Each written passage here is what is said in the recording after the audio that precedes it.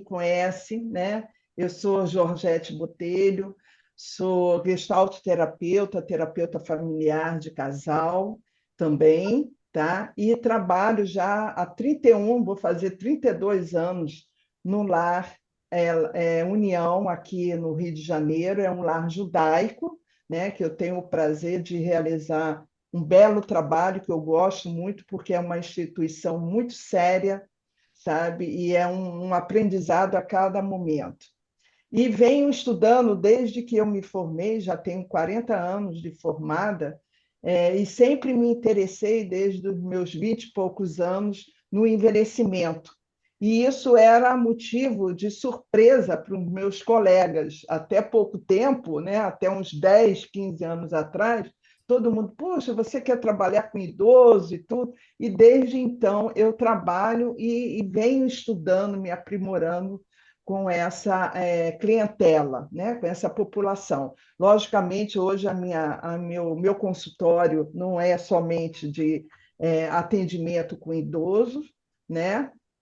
Também com criança, com jovem, com adultos, né? Jovens.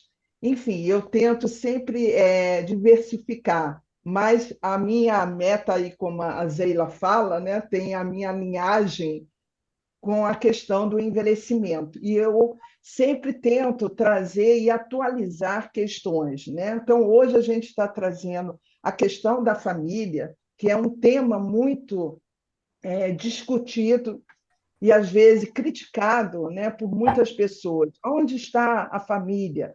Por eu trabalhar num lar, né, de longa permanência, muitas vezes as pessoas de fora, os próprios funcionários, ficam assim: poxa, a família abandonou? Como é que é isso? Né? Quando a Zeila colocou que é acima de 80, não, eu trabalho acima de 90. Então, eu tenho pessoas com 94, 98, 100 anos e que estão ativas, tá? Que estão aí na vida e querendo, e eu faço todo esse trabalho para que se possa viver. Eu não trabalho com a visão da morte, e sim da vida, das possibilidades que existem, né? Então, a gente tem que atualizar que família hoje nós temos, né? Então, a família está em constante transformação, como o mundo também. As relações familiares, as relações que hoje a gente vai abordar, de amizades, de instituições, elas estão em constante transformação. Então, a gente tem que pensar que a família é o núcleo inicial da vida humana. Ela é responsável pela formação subjetiva, cultural, religiosa e social. Então, a família ela tem passado por grandes mudanças em sua estrutura, tá? E que refletem nas relações com seus membros, nas formas de cuidado e apoio aos mais frágeis e dependentes. Então, a gente inclui aí não somente os idosos, mas também as crianças. O número de creches está cada vez maior.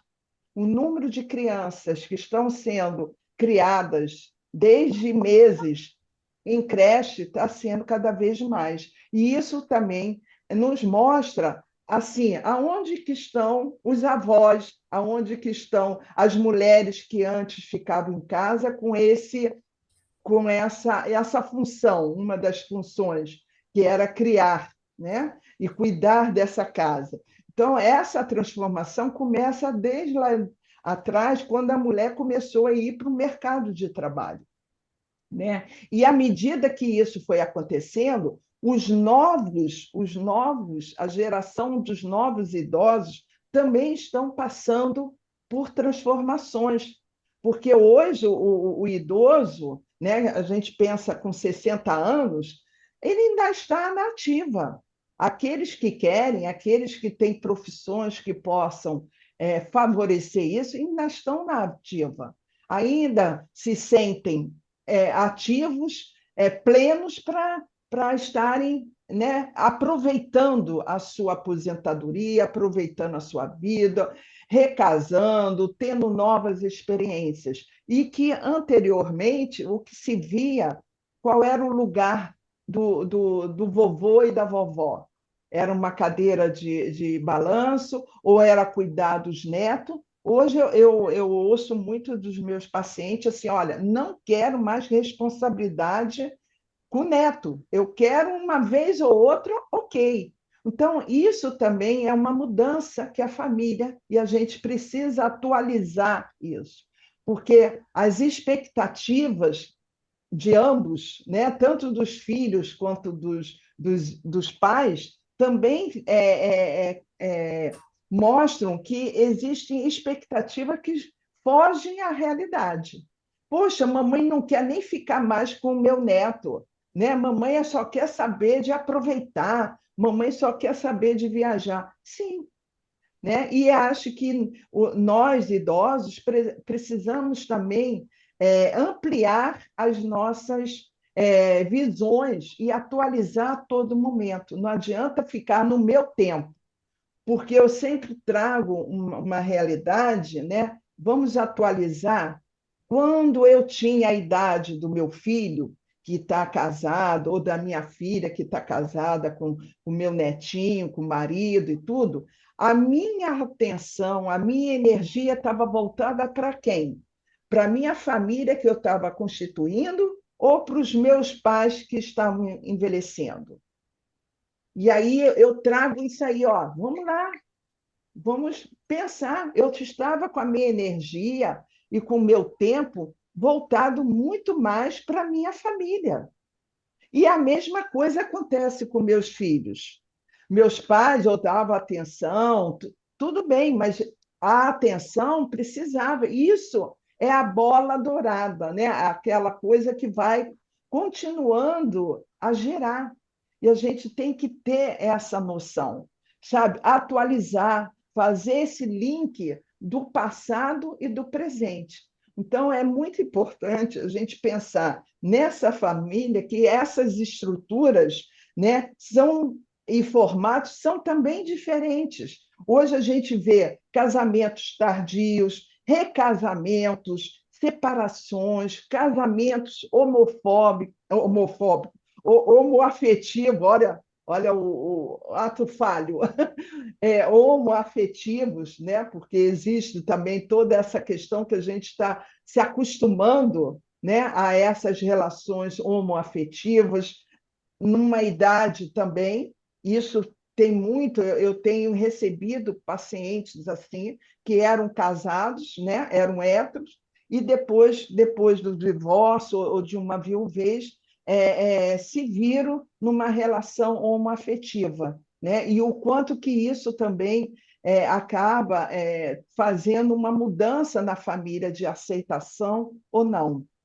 E também outro fator que a gente pode ver atualmente é a redução de número de filhos, né? Muitos jovens não querem ter filho ou se querem um e chega, né? Então essa redução total vai proporcionar o quê? Vai levar futuramente quem cuidará de nós? A mulher ainda fica com esse papel, né, a filha, muito do cuidado.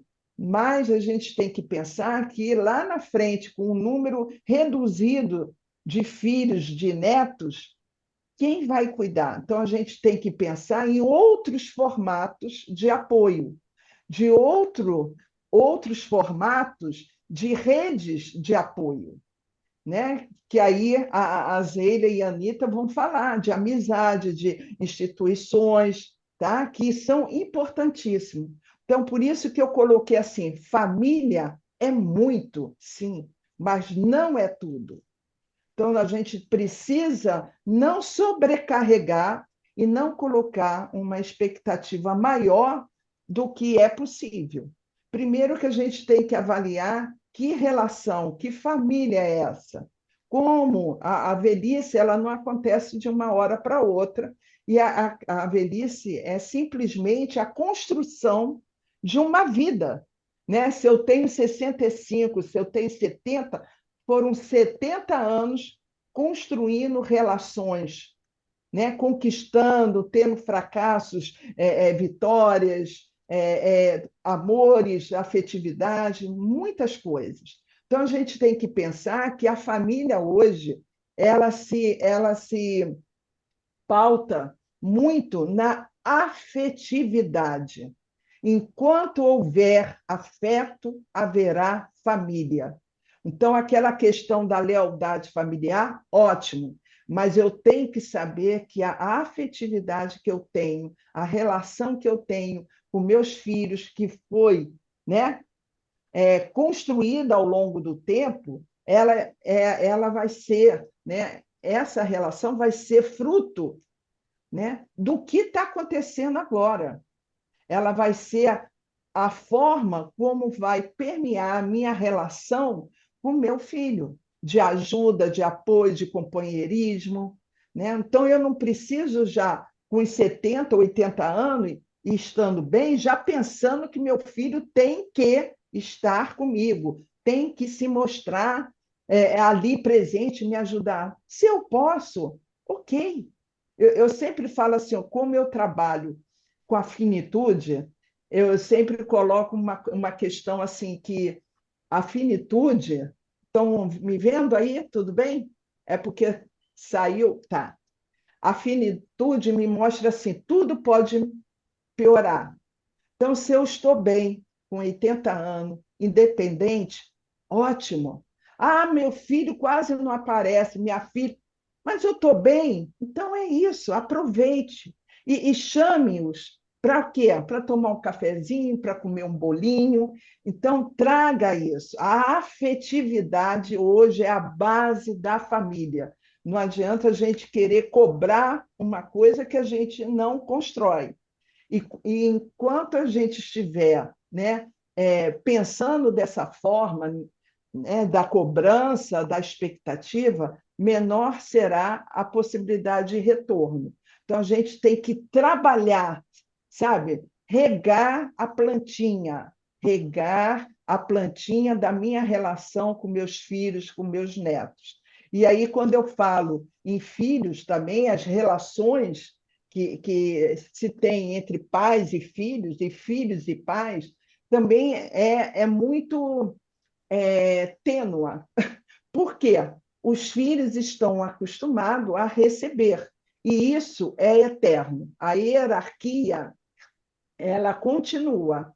Então, os filhos sempre receberam e nós doamos aos nossos filhos com todo o amor, e é a única relação que não há a cobrança do retorno, sabe? A cobrança daquilo, que qualquer relação, o dar e o tomar, é uma relação que está em todas as esferas de relacionamentos. Mas entre pais e filhos, não, eu dou a minha vida por meu filho, né? Nós mães aqui, né? O número maior só tem mulheres, então a gente sabe isso. O instinto materno é muito forte. Então, Uhum. como pensar que o filho, em um determinado momento, ele vai ter que cuidar desse pai, cuidar dessa mãe? Então, isso vai sendo construído, porque ninguém nasce pai e mãe como ninguém nasce pais, pais dos meus pais. Então, Uhum. os filhos Filhos. também têm que a aprender. É pais dos meus pais, né? Apesar que ele Uhum. não fica como pai, mas eles têm que ficar como cuidador, né? É. Cuidadores desses pais. Então, como é que é isso? Então, tudo é construído. Por que eu falo isso? Porque é muito comum, poxa, eu dei tanto para os meus filhos e agora eles nem não me ligam, ligam pouco. Então começa esse ranço e esse relato que vai contaminando a relação. Né? E aí eu sempre desperto para isso, porque isso é motivo, porque vem a cobrança. E quando os filhos se sentem cobrados, espera aí, eles estranham, porque eles estão acostumados ao quê? A receber. Eles estão batalhando também o seu trabalho, é a casa, é o poder, né, de satisfazer filhos e esposa e chefe, enfim, tem tantas coisas, Tem. demandas, né, que estão aí. Uhum. Eu vou Tá. tentar ir mais rápido, né, Deixa eu Zeida? te falar uma coisa. Eu acho que você trouxe muitas portas aqui para a gente conversar. Eu acho que daqui, eu acho que a gente já Já pode pode, tá bom. deixar aí no decorrer da fala, que as pessoas também devem estar Uhum, pensando aqui, como elas pensam, elas se identificam com isso que você está trazendo. uhum, Aí a gente vai fazendo uma troca aqui tá. também, tá bom?